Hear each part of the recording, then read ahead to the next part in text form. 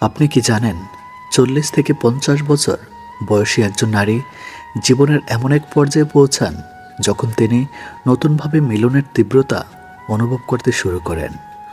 অনেকে ভাবেন বয়স বাড়লে নারীর আকাঙ্ক্ষা কমে যায়, কিন্তু আসল সত্য জানলে হয়তো আপনি চমকে যাবেন।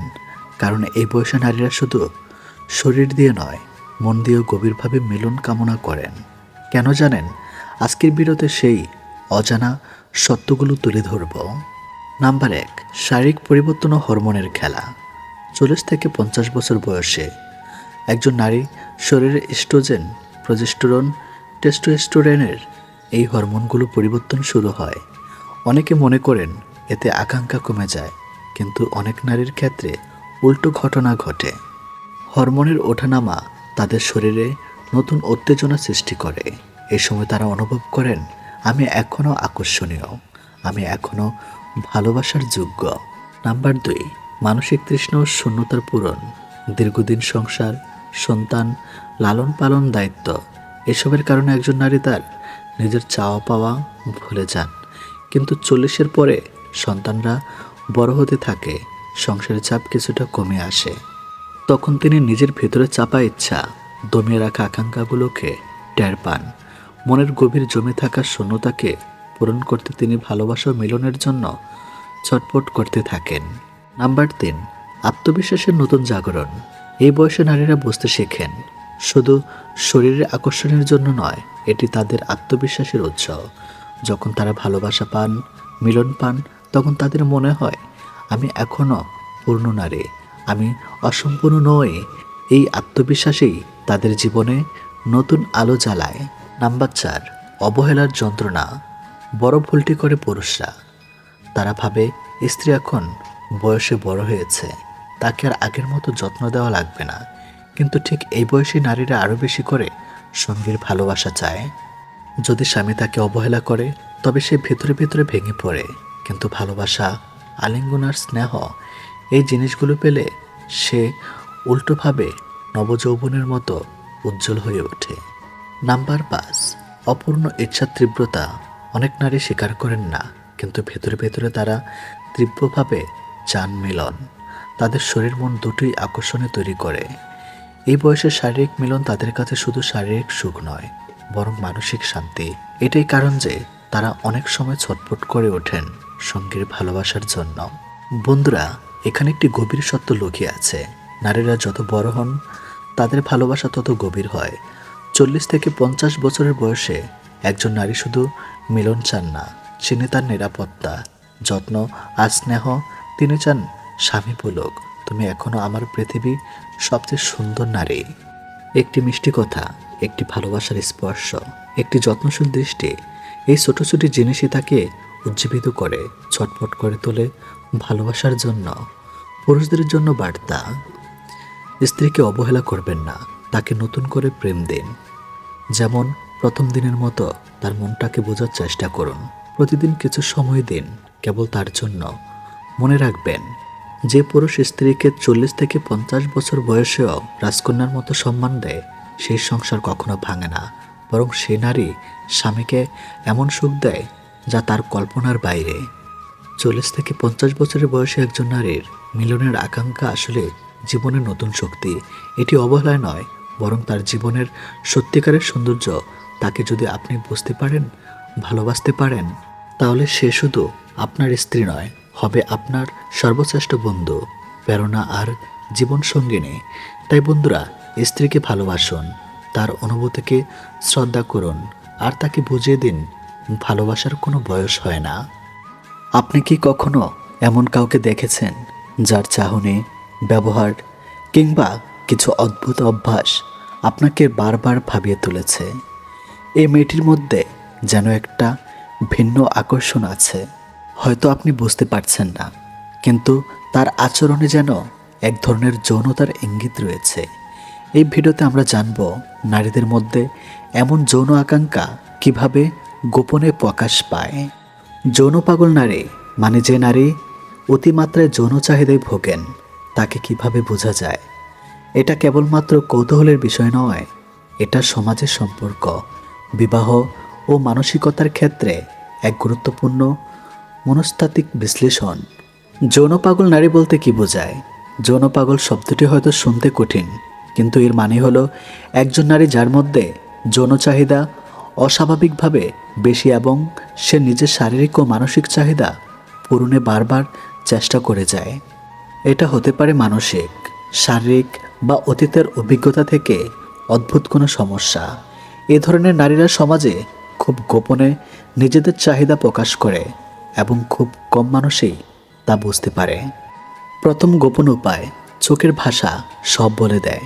নারীরা মুখে অনেক কথা না বললেও তাদের চোখ অনেক কিছু বলে দেয়।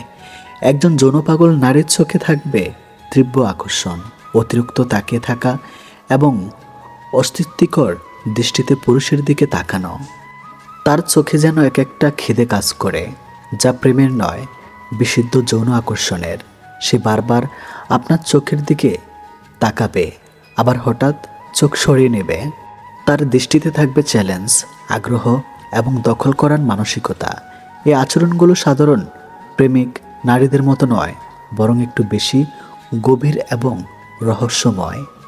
দ্বিতীয় গোপন উপায়, শরীরী ভাষার অতিরিক্ত ব্যবহার। শরীর এক শক্তিশালী ভাষা।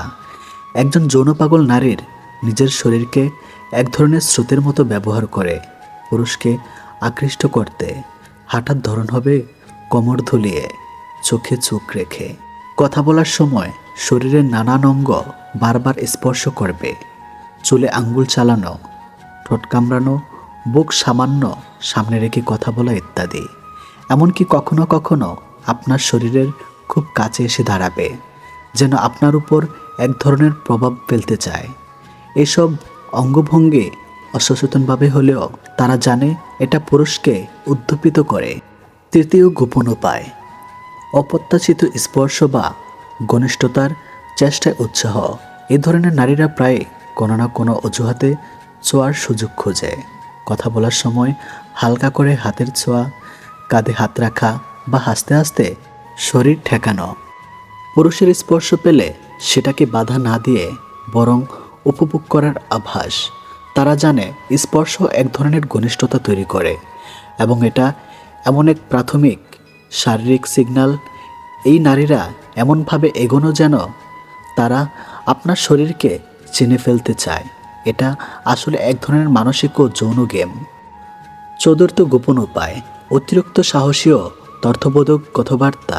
যৌন পাগল নারীরা সাধারণত কথা বলার সময় এমন সব কথা বলে যা হয়তো সরাসরি নয়, কিন্তু ইঙ্গিতে অনেক কিছু বোঝায়।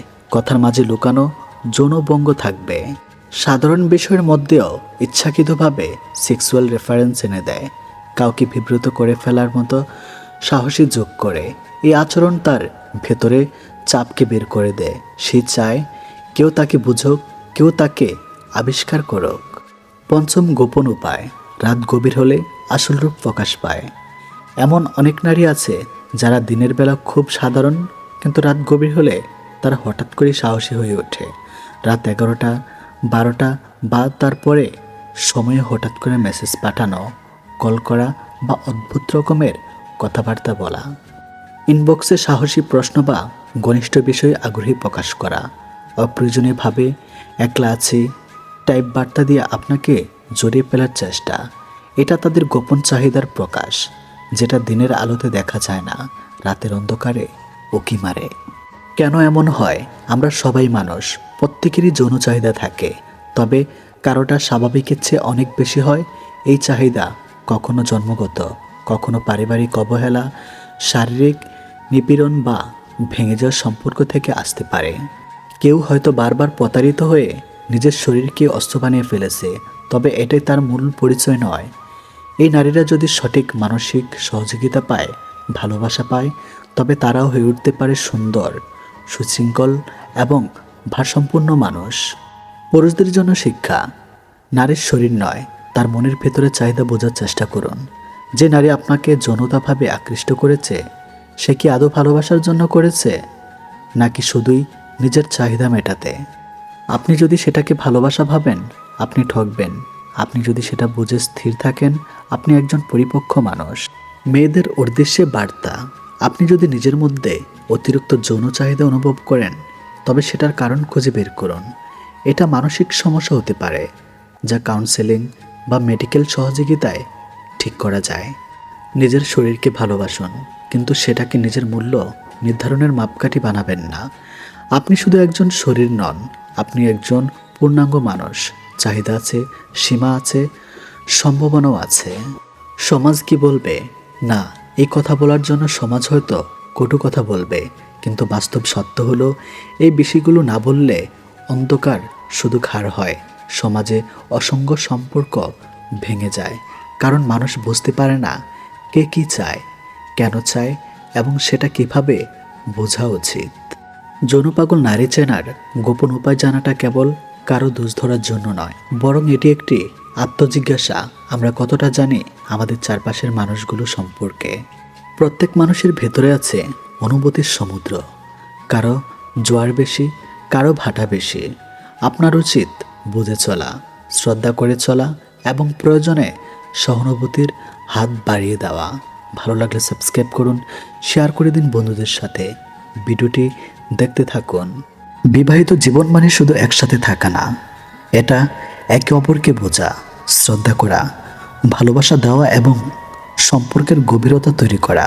একজন স্ত্রী যখন অনুভব করেন তার স্বামী তাকে সম্মান করে, বোঝে এবং সত্যিকারের ভালোবাসে, তখন সে সম্পর্ক শুধু শরীর নয়, আত্মার সঙ্গেও যুক্ত হয়ে যায়। আজকের ভিডিওতে আমরা জানব সে 3টি কথা বা মন্ত্র, যা একজন স্বামী যদি আন্তরিকভাবে বলে ও বিশ্বাস করে, তাহলে তার স্ত্রীর হৃদয়, মন ও সম্পর্ক আরও গভীর হবে। প্রথম কথা, তুমি আমার জীবনের শ্রেষ্ঠ বন্ধু।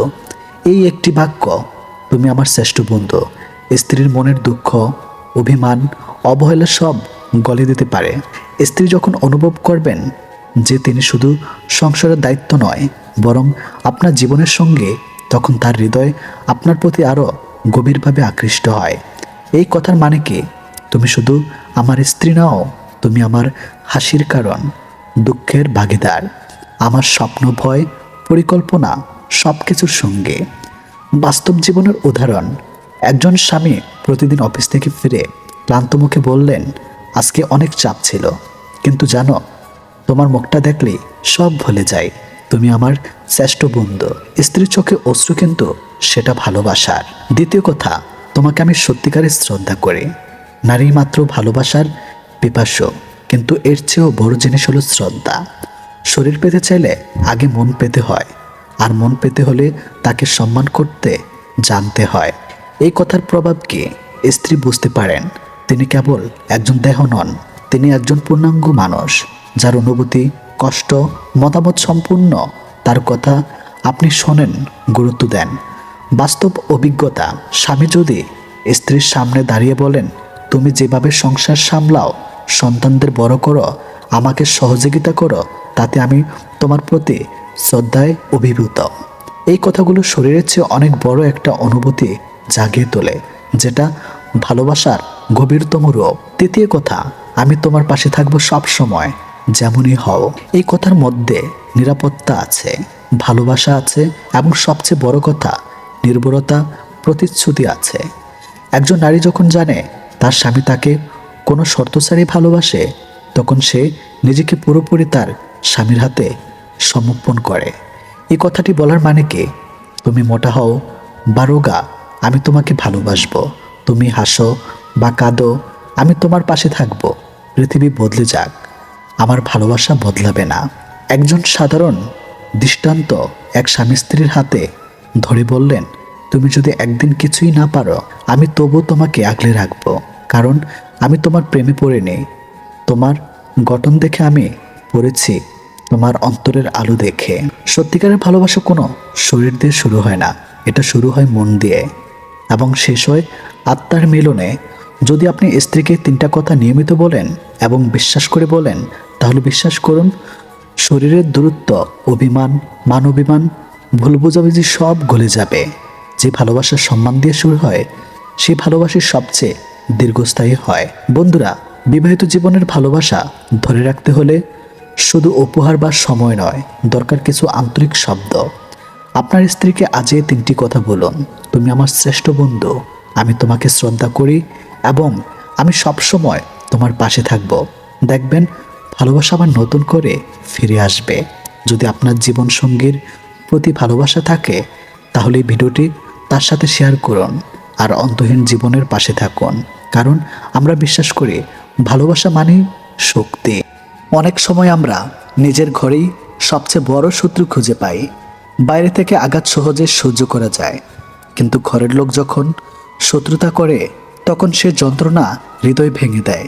আজকের এই ভিডিওতে আমরা জানব, যদি ঘরের লোক শত্রুতা করে তাহলে কিভাবে শক্ত থেকে শক্তিশালী হওয়া যায় এবং কিভাবে সে পরিস্থিতি সামলানো যায় 3টি দারুণ কার্যকরী কাজের মাধ্যমে। প্রথম কাজ, নিজেকে সামলে রাখুন। প্রতিক্রিয়া নয়, প্রতিচিন্তা দিন। ঘরের লোক শত্রুতা করলে আমাদের প্রথম প্রতিক্রিয়া হয় রাগ, ক্ষোভ বা প্রতিশোধের চিন্তা। কিন্তু মনে রাখবেন, শান্তি মস্তিষ্কেই সঠিক সিদ্ধান্ত নেয়।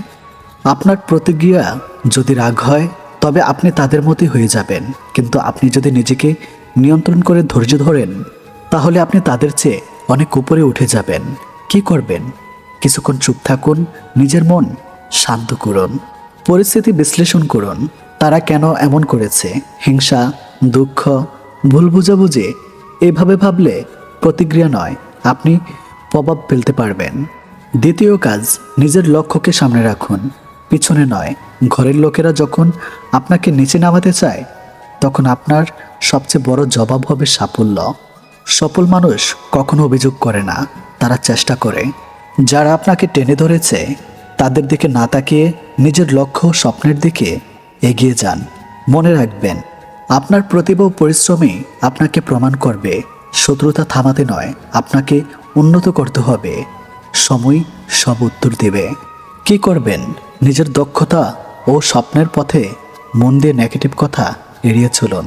নিজের কাজ দিয়ে জবাব দিন। ক্ষমা করো, তবে শিক্ষা নিয়ে সামনে এগিয়ে যাও।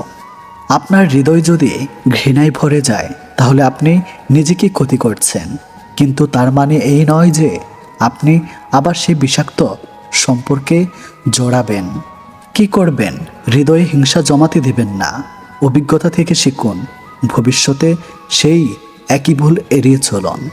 ঘরের লোক শত্রুতা করলে অনেকেই ভেঙে পড়ে, কিন্তু আপনি যদি ভেতর থেকে শক্ত থাকেন তাহলে কারো কথায় বা আচরণে আপনি ডুববেন না। নিজের আত্মবিশ্বাসই আপনার ডাল। আপনি যখন নিজের উপর বিশ্বাস রাখবেন তখন কারো কথাই আর আপনাকে থামাতে পারবে না। ঘরের শত্রুতা সবচেয়ে যন্ত্রণাদায়ক, কিন্তু আপনি যদি নিজের মনের উপর নিয়ন্ত্রণ আনেন, লক্ষ্য ঠিক রাখেন ও ক্ষমা করে এগিয়ে যান, তাহলে একদিন সেই শত্রুরাই আপনাকে শ্রদ্ধা করতে বাধ্য হবে। আপনার জীবনকে অন্যরা কেমন করলো সেটা নয়, আপনি কেমন করলেন সেটাই বড় কথা। শব্দের আঘাত তলোয়ারের আঘাতের চেয়েও গভীর। আমরা অনেকেই মনে করি স্ত্রীকে তুই করে ডাকলেই কেবল একটা সম্পর্কের দূরত্ব তৈরি হয়, কিন্তু আপনি কি জানেন, অবহেলার সম্মানের এই ছোট ছোট শব্দগুলো একজন নারীর শরীরে বিষের মতো কাজ করে। এটি কেবল মানসিক বিষয় নয়, এর পিছনে রয়েছে এক ভয়াবহ মেডিকেল এবং মনস্তাত্ত্বিক সত্য। আজকের এই মোটিভেশনাল ও মনস্তাত্ত্বিক আলোচনায় আমরা উন্মোচন করব কিভাবে আপনার মুখের একটি শব্দ আপনার ভালোবাসার মানুষের শরীরকে ধীরে ধীরে ধ্বংস করে দিচ্ছে। মনস্তাত্ত্বিক বিশ্লেষণ, তুই শব্দটির পিছনের মানসিকতা।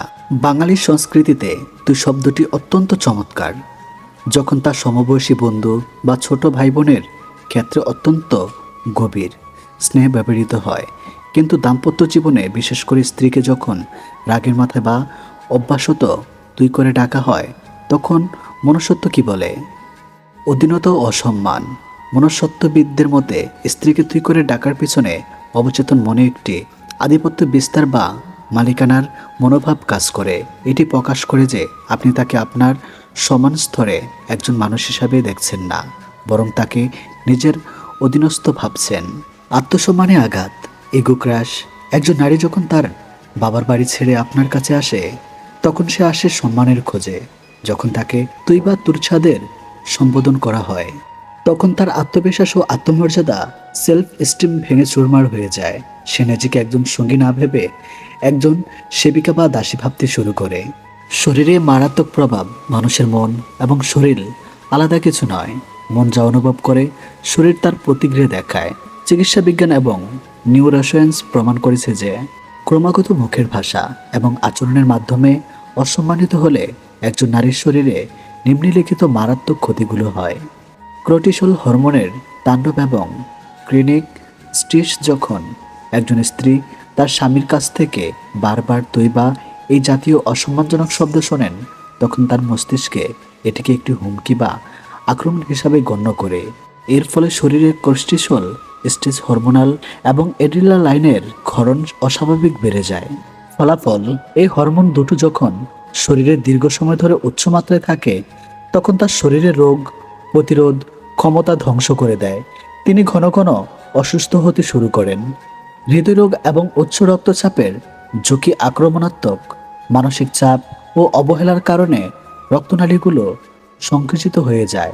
মনস্তাত্ত্বিক গবেষণায় দেখা গেছে এসব নারী দাম্পত্য জীবনে ক্রমাগত মৌখিক নির্যাতনের বেরবাল অ্যাম্বাস শিকার হন। তাদের উচ্চ রক্তচাপ, হাই ব্লাড প্রেশার এবং হৃদয়রোগে হার্ট অ্যাটাক আক্রান্ত হওয়ার ঝুঁকি সাধারণত নারীদের চেয়ে প্রায় 40% বেশি। হজম প্রতিক্রিয়া ধ্বংস এবং ওজন পরিবর্তন। আমাদের পেটের পরিপাক তন্ত্রকে বলা হয় মানুষের দ্বিতীয় মস্তিষ্ক, সেকেন্ড ব্রেন। মানসিক অশান্তির সরাসরি লিভার এবং পাকস্থলীতে প্রভাব ফেলে। এর ফলে অ্যাসিডিটি, গ্যাস্ট্রিক এবং আইবিএস এর মতো ক্রনিক সমস্যা দেখা দেয়।